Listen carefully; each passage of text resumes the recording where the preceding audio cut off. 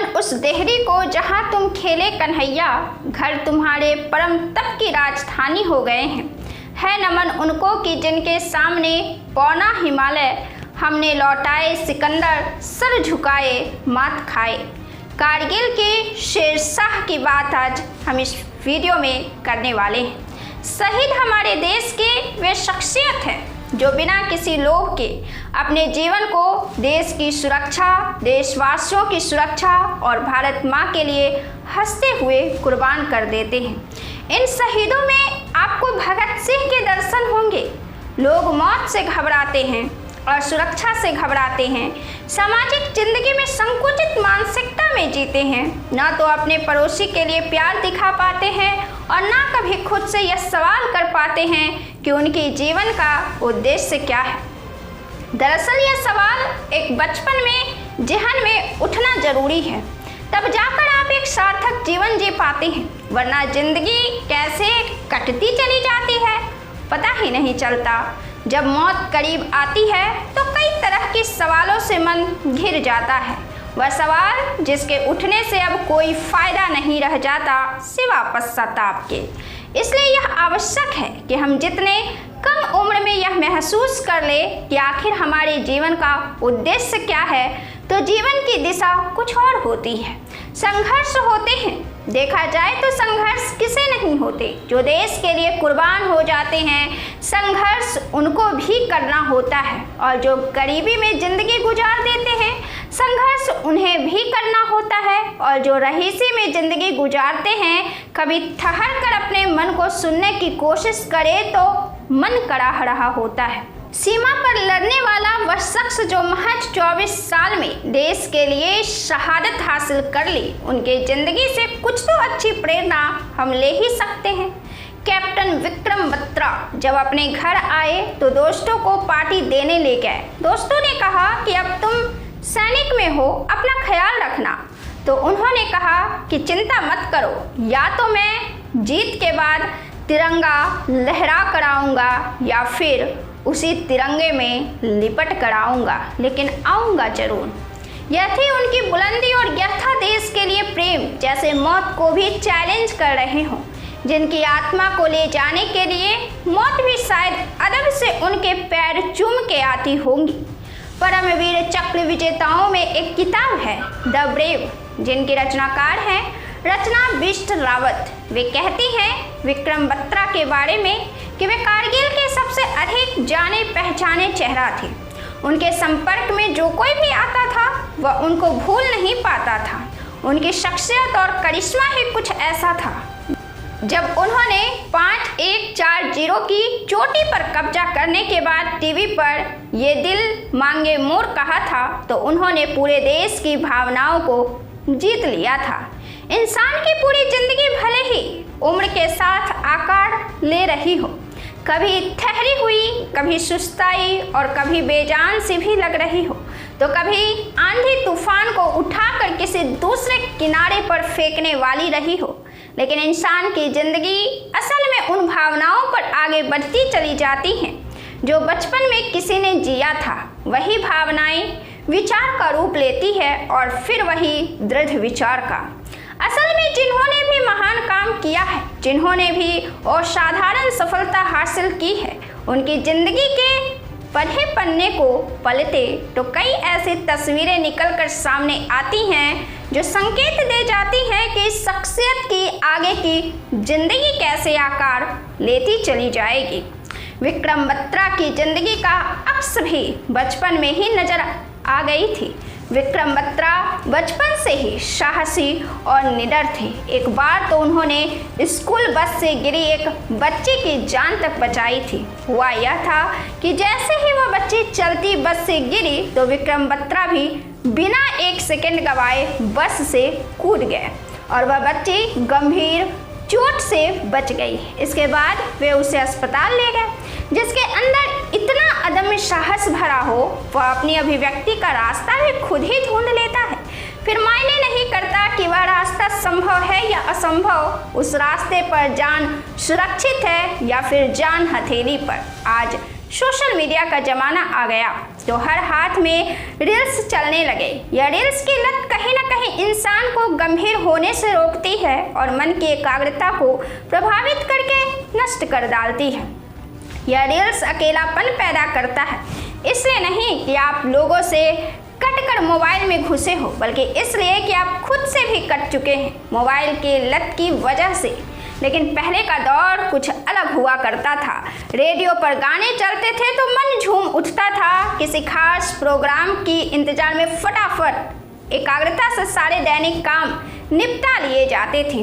Routine तंदुरुस्त हुआ करता था, बस रेडियो के किसी खास कार्यक्रम के वजह से, दूरदर्शन के किसी खास कार्यक्रम के वजह से। यह कार्यक्रम लोगों की मानसिकता परिवर्तन की क्षमता रखा करती थी, उन्हें अधिक प्रेरक बनाया करती थी। इसी तरह की प्रेरणा दूरदर्शन से मिलता था। इसी दूरदर्शन पर एक सीरियल 1985 में प्रसारित होता था, परमवीर चक्र, और इसी सीरियल को देखकर विक्रम बत्रा के अंदर सैनिक में जाने की लालसा पैदा हो गई।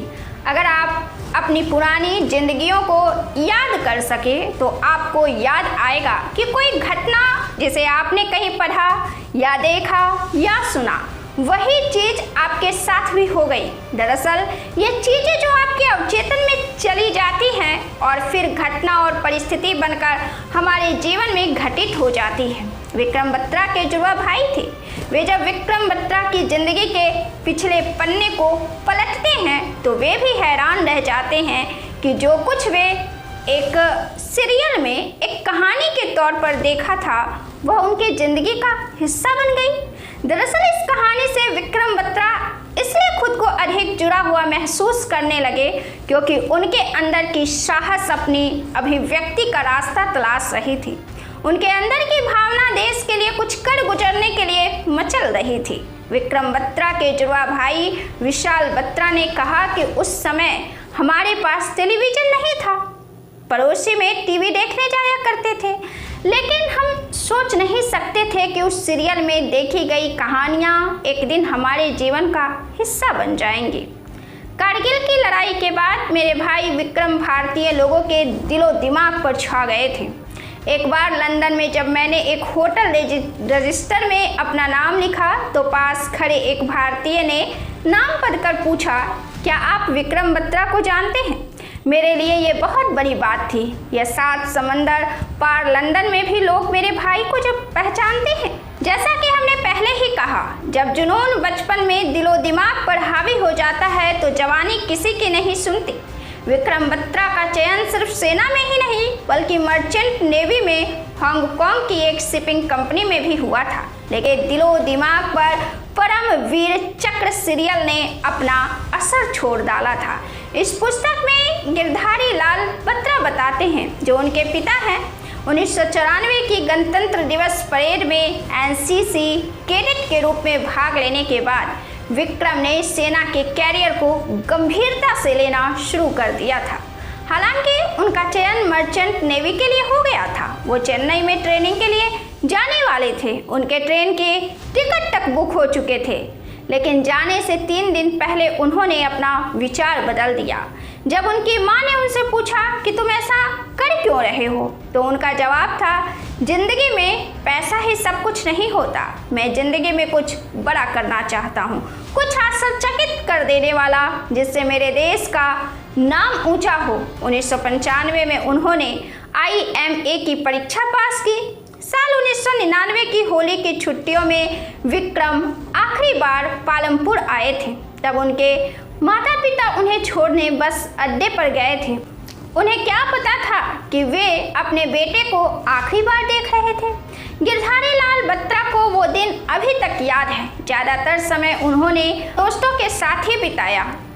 उनके परिवार वाले थोड़े परेशान भी हो गए थे। हर समय घर में उनके दोस्तों का जमघट लगा रहता था। उनकी माँ ने उनके लिए उनके पसंदीदा व्यंजन राजमा चावल, गोभी के पकौड़े और घर के बने चिप्स बनाए। उन्होंने उनके साथ घर का बनाया आम का अचार भी लिया। उनके परिवार वाले बस स्टैंड पर उन्हें छोड़ने गए। जैसे ही बस चली, उन्होंने खिड़की से अपना हाथ हिलाया। उनकी आंखें नम हो गई। उन्हें क्या पता था कि वे अपने प्यारे विक्रम को आखिरी बार देख रहे थे और वो अब कभी उनके पास लौटकर नहीं आने वाले थे। कारगिल में उनके commanding officer colonel Yogesh Joshi ने उन्हें और लेफ्टिनेंट संजीव जामवाल को 5140 चौकी फतह करने की जिम्मेदारी सौंपी थी। रचना बिष्ट रावत कहती हैं कि 13 जैक अलाई, जो कि विक्रम बत्रा की यूनिट थी, को ये जिम्मेदारी सौंपी गई थी कि वो 5140 पर पाकिस्तान की पोस्ट पर हमला कर उसे फिर से भारत के कब्जे में लाए।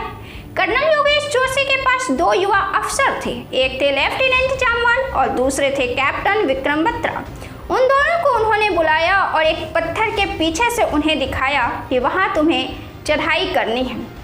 रात को ऑपरेशन शुरू होगा, सुबह तक तुम्हें वहां पहुंचना होगा। उन्होंने दोनों अफसरों से पूछा कि मिशन की सफलता के बाद आपका क्या कोड होगा। दोनों अलग अलग तरह से चढ़ाई करने वाले थे। लेफ्टिनेंट जामवाल ने कहा, सर मेरा कोड होगा ओ ये। उन्होंने जब विक्रम से पूछा कि तुम्हारा क्या कोड होगा तो उन्होंने कहा, ये दिल मांगे मोर। रचना बिष्ट रावत आगे बताती हैं, लड़ाई के बीच में कर्नल जोशी ने एक वॉकी टॉकी का एक इंटरसेप्टेड संदेश सुना। इस लड़ाई में विक्रम का कोड नेम शेर शाह था। पाकिस्तानी सैनिक उनसे कह रहे थे, शेर शाह तुम वापस चले जाओ, नहीं तो तुम्हारी लाश वापस जाएगी। मैंने सुना कि विक्रम की आवाज़ थोड़ी तीखी हो गई थी। उन्होंने कहा था, 1 घंटे रुक जाओ, फिर पता चलेगा किनकी लाशें वापस जाती हैं। 3:30 बजे उन्हें लेफ्टिनेंट जामवाल से वो संदेश सुनाई दिया, ओ ये, जिससे पता चला कि जामवाल वहां पहुंच गए थे। थोड़ी देर बाद 4:35 पर विक्रम का भी सफलता का कोड आ गया, ये दिल मांगे मोर। विक्रम की सफलता पर उस समय के सेना प्रमुख जनरल वेद प्रकाश मलिक ने उन्हें खुद फोन करके बधाई दी थी।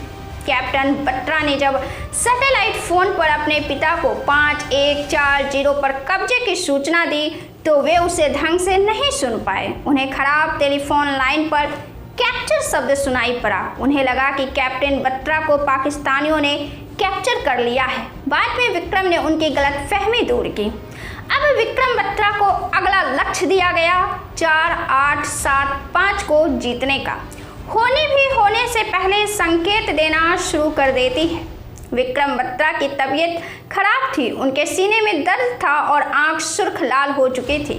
कर्नल योगेश जोशी उन्हें ऊपर भेजने में झिझक भी रहे थे, लेकिन बत्रा ने खुद जोर देकर कहा कि वो इस काम को पूरा करेंगे। 4875 मुस्को वैली के पास है। पहला ऑपरेशन द्रास में हुआ था। ये लोग पत्थरों का कवर लेकर दुश्मन पर फायर कर रहे थे, तभी उनके एक साथी को गोली लगी और वो उनके सामने ही गिर गया। वो सिपाही खुले में पड़ा हुआ था। विक्रम और रघुनाथ चट्टानों के पीछे बैठे थे। विक्रम ने रघुनाथ से कहा कि हम अपने घायल साथी को सुरक्षित स्थान पर लाएंगे। रघुनाथ ने उनसे कहा कि मुझे नहीं लगता कि वो जिंदा बच पाएंगे। अगर आप बाहर निकलेंगे तो आपके ऊपर फायर हो जाएगा। ये सुनते ही विक्रम बहुत नाराज हो गए और बोले, क्या आप डरते हैं? रघुनाथ ने जवाब दिया, नहीं साहब, मैं डरता नहीं हूँ, मैं तो सिर्फ आपको आगाह कर रहा हूँ।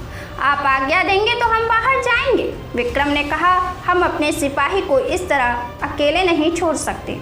जैसे ही रघुनाथ चट्टान के बाहर कदम रखने वाले थे, विक्रम ने उन्हें कॉलर से पकड़कर कहा, साहब आपका तो परिवार और बच्चा है, मेरी अभी शादी नहीं हुई है। सिर की तरफ से मैं उठाऊंगा, आप पैर की तरफ से पकड़िएगा।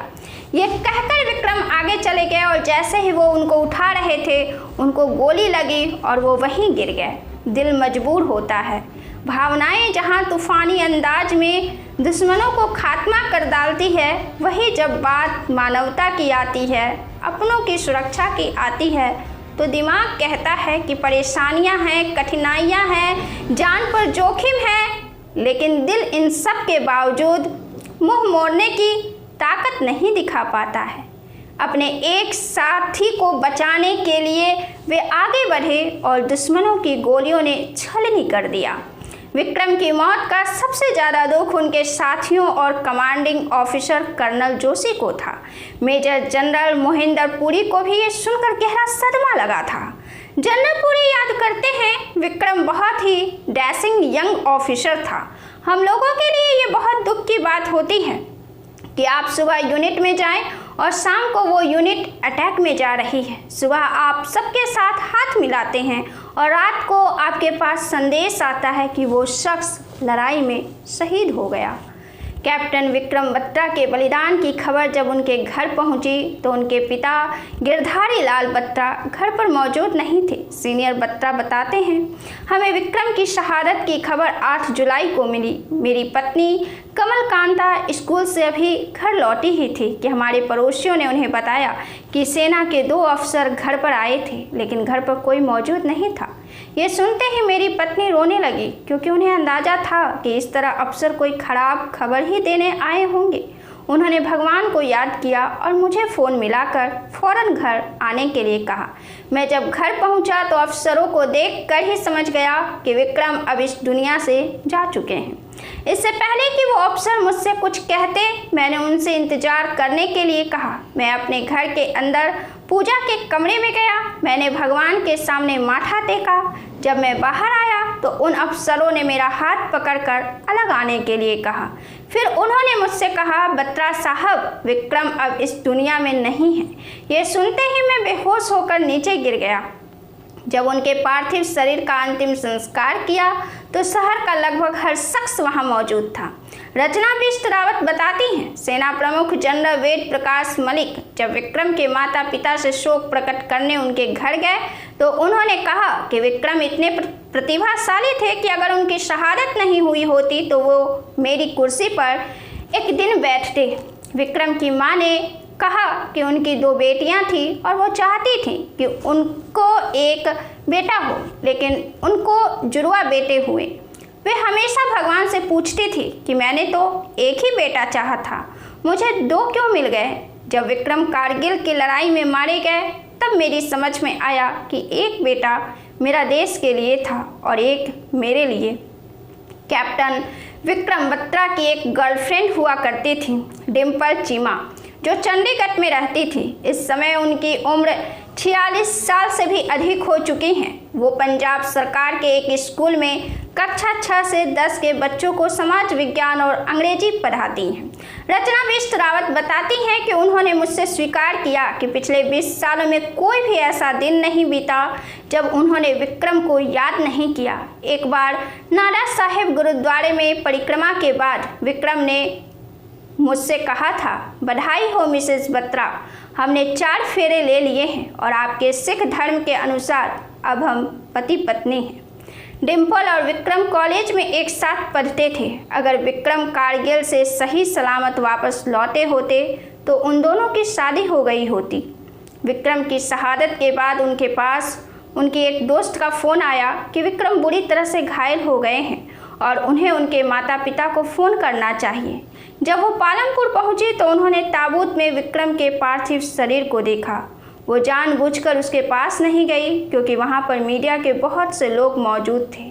उसके बाद वो चंडीगढ़ लौट आई और उन्होंने तय किया कि वो किसी से शादी करने के बजाय अपनी पूरी ज़िंदगी विक्रम की यादों में बसर करेंगी।